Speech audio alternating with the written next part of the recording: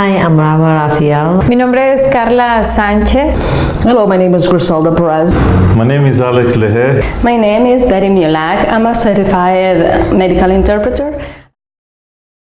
Llegué buscando una oportunidad de trabajo y se me dijo a ver qué tanto es tu conocimiento de inglés, a ver qué tanto sabes de cuestión médica y pues me dieron la oportunidad de empezar a trabajar como intérprete médico. Because it's a job. This is not only a job. You're helping your own community. You are doing this job because you are there for your own people. We had interpreters that they're like living further away and it would be a snowstorm and that interpreter would get to her car and come to the hospital because she knows, and because of these words she felt like, okay, you know what, the communication is not going to happen, everybody's waiting for me.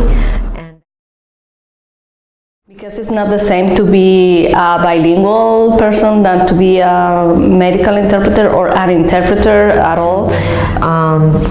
When you go to interpret for Muslim families, you have to even yourself watch how you dressed up. And we have to get certified in medical terminology, the code of ethics, the standards of practice, that we don't not only serve one clinic, we don't go only to pediatrics, we go to trauma, neuro, cancer, so we cover a very wide range of clinics, so we have to be prepared and we have to study. You speak like as a professional to a person in rural Dominican Republic in the countryside. They won't understand what you're saying. Gente de diferentes lugares, te das cuenta en el tono de su voz o de su, digamos, de su acento, de qué región es. So I used to live in Tanzania, and when I was there learning Swahili, it was the same thing. The farmers, they don't understand the medical language or the professional language, but they were, as soon as you start talking about something that they're familiar with, they open up. Señor, yo dije el chamorro, pero el señor no me entendía.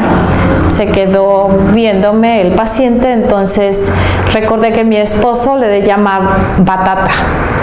Entonces le dije la palabra batata y inmediatamente el señor reaccionó y dio la respuesta. Patients will refer as the axilla. So the doctor understands axilla, and some local people understand axilla, but what will they say is sobaco, which is like very Dominican, sobaco, or chivo, if you are from some part of South America, they will call it chivo. I had to ask, I'm sorry, I'm not familiar with what batata means. Can you tell me? Oh, yeah. I was like, oh, chamorro. Well, to us Mexicans, it's, you know, chamorro, and to them is batata. So that was... Then when the interpreter is trying to communicate to the doctor, they will say axilla. Or when the doctor pronounces it to the patient, you will say in a professional way, but if you see that the interpreter, the patient doesn't understand, then you ask for a pause. Interpreter need to explain to the patient what this is, and then you explain it to them in... Pues aquí el corazón, y a veces uno como intérprete tiene que usar a veces también las señas, digamos tus manos para poderle decir el corazón, la cabeza, y es así como a veces sucede también. We do not have to know everything. We are not machines, we are not robots, we are humans.